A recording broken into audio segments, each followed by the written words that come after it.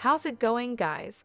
Switzerland is a beautiful country right in the middle of the Alps. This country looks like a picture postcard. It has a lot of lakes and cities to peaceful mountain meadows. No matter what time of year it is always beautiful. Every part of Switzerland has its own special appeal that will make you love it even more. Let's get started with number 10, Grindelwald. It's a beautiful town located in the canton of Bern. I mean, this is what comes to mind when you think of Switzerland: Swiss houses, green fields, and mountains everywhere. It just blows my mind over and over again. This traditional vacation town at the base of Jungfrau Mountain has beautiful views, friendly people, delicious food, and access to some of the most beautiful nature in the country. Several hills at the first ski resort give you hours of snowboarding fun. Whether you are a newbie or a pro, you can always find something new to do in the snow here. This is the perfect place for people who love being outside. The Eiger Mountain stands in the way of Grindelwald. The north face of the Eiger is more than 1,800 meters high and is thought to be one of the hardest places to walk in the Alps. There is so much to do. I can't say enough good things about Grindelwald. This Swiss town has a certain magic about it.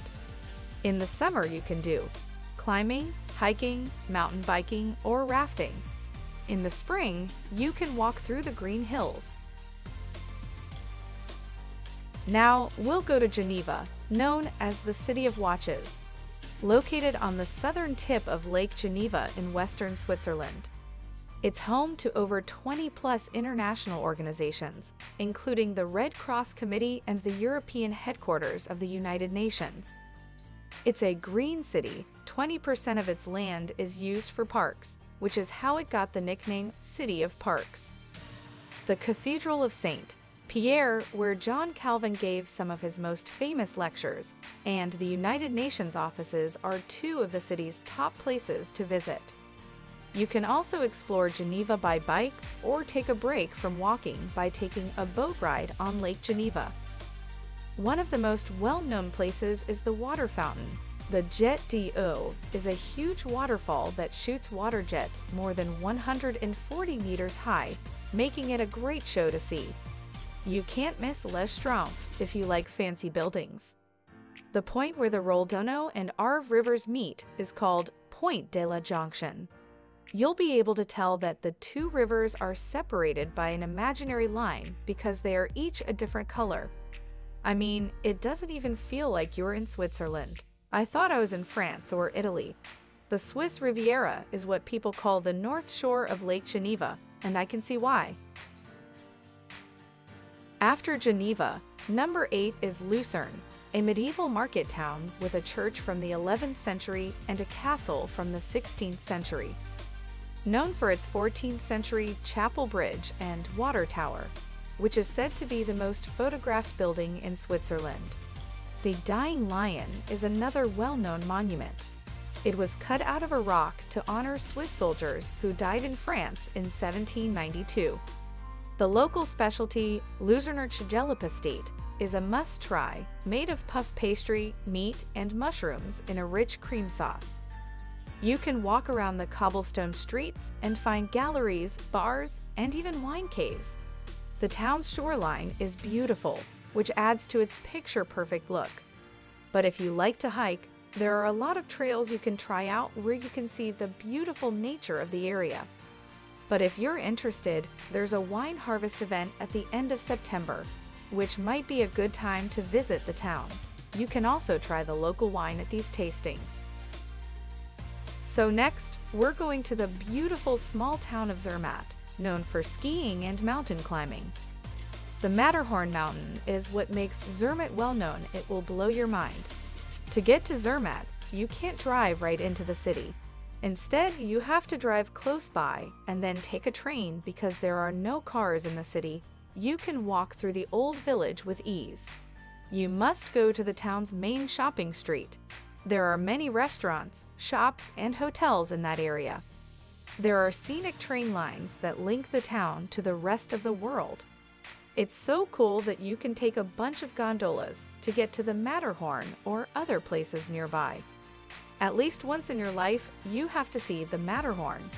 On the slopes of the Matterhorn, you can ski and snow tube in the winter and summer, so you're sure to have fun. The next stop is the Appenzell Mountains, which are about an hour outside of Zurich. It's a lovely mountain town with pretty houses and a mountain feel. These mountains became one of my favorite places I've ever been to very quickly. It's where these huge dragon mountains are, which look like they came right out of Lord of the Rings. It is mostly used for raising cattle and making cheese, and it is full of folk practices and farming customs. The Ebenalp is a good place to start climbing trails where you can see beautiful sweeping views. In the winter, you can ski from the stop there, which also has a cable car system. If you get the chance to visit this town in August, you can take part in the Landlerfest event and enjoy traditional dances, music, and some of the best food in the world. Now, Alpstein is one of Switzerland's most beautiful lakes. It's one of the most popular places to visit in the Appenzell area because it's easy to get to and has a modest slope. Almost the whole way is paved, but you can spend a whole day here, or you can just look at the lake as you go. After that, we'll swimming in Valley Verzasca, which is one of my favorite places to jump off cliffs in Switzerland. In the south of Switzerland, close to the town of Lugano, which is right on the border with Italy. So you'll drive through this little tunnel to get to Valley Verzasca. This river water is possibly some of the cleanest in the world. Just gather the confidence to jump, do backflips, and swim in the water.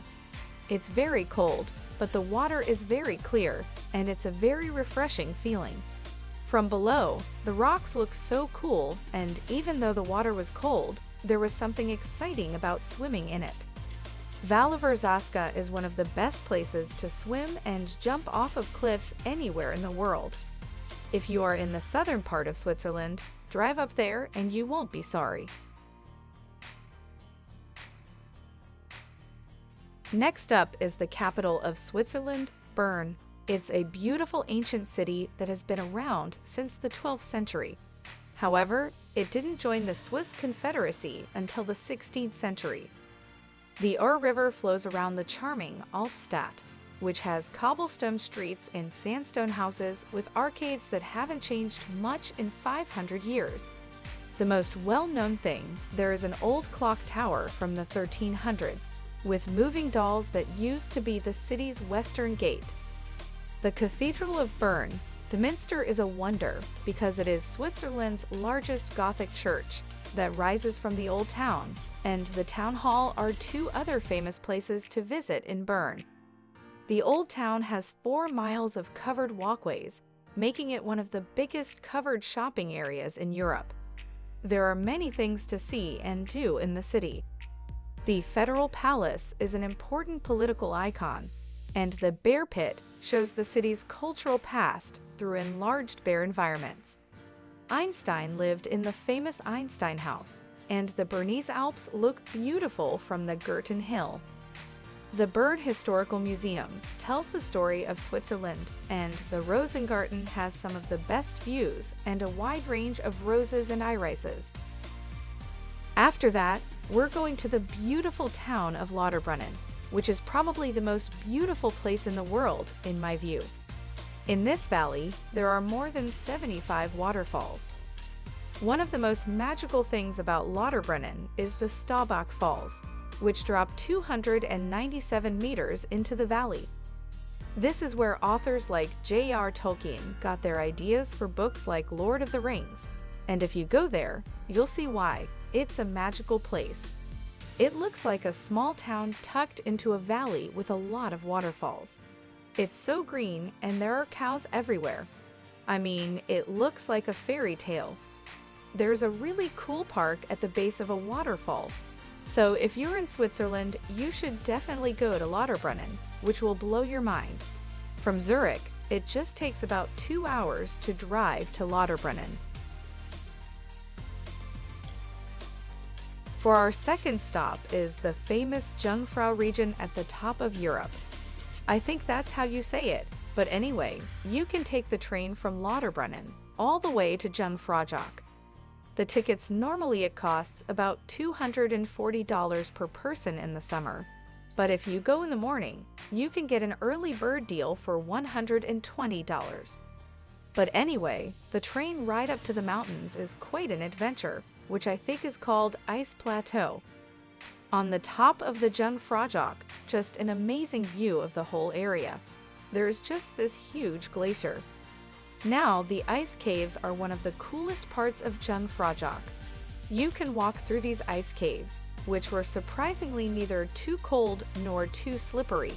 It's just a very strange feeling. But overall, I had a great time at Jungfraujoch. It's a bit crowded, which is kind of a bummer. Even though it's expensive, I think everyone should go to Jungfraujoch at least once in their lives. After that, we'll go to the city of Zurich, the biggest city in the middle of the northern part of Switzerland. Known as one of the most expensive cities in the world and one of the biggest business centers in the world. The Romans built Zurich in 15 BC, and it's now Switzerland's most populated city. I just love how old the city is. It has more than 50 museums and over 100 art galleries. Grossmünster is one of the city's 3 most important churches, built in a beautiful way, and the views of the city from its bell tower are breathtaking. If you're interested in history, you can go to the National Museum of Zurich. Or the Swiss National Museum is not to be missed, which is in a castle and is all about Switzerland's culture past. There are also a lot of clubs in the city for people who like to go out at night. In Ossersal, you can have fun all night long at subway clubs, restaurants, and bars. When you get tired of world-famous Swiss brand shopping, you can take a boat ride on Lake Zurich or go camping in the nearby mountains. I love that it's right by the lake and that the Limmat River goes right through it. Another thing I love about Zurich is that there are so many places you can drive to in an hour or two. Like Limerns, which is about an hour and a half by car from Zurich, is one of my favorite close places. You start by taking a cable car, and when you get to the top, you'll go through a 3-kilometer cave in the mountain at the end of the path and came to the lake. It's a beautiful blue color and is bordered by steep mountain walls that look like a theater. Switzerland is a traveler's dream, and I can't wait to go back and see even more of its amazing sights. If you liked this video, please click the like button and share it so that more people can see what a beautiful country this is. Thank you for watching, and I'll see you in the next one.